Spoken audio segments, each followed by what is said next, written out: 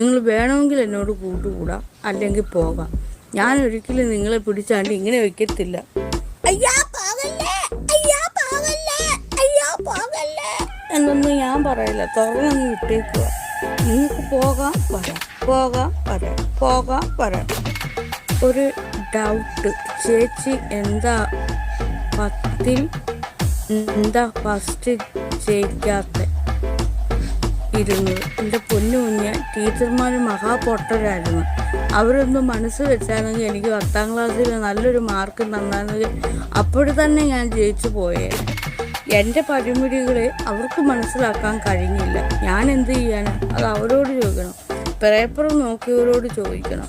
ഇത്രയും അറിവും കഴിവും ഒക്കെയുള്ള ലോക പ്രശസ്തയായി നിൽക്കുന്ന എന്നെ എന്തുകൊണ്ട് നിങ്ങൾ നാഗാ സൈരന്ധ്രി ദേവിയെ എന്തുകൊണ്ട് പരീക്ഷയ്ക്ക് ജയിപ്പിച്ചില്ല എന്ന കാര്യം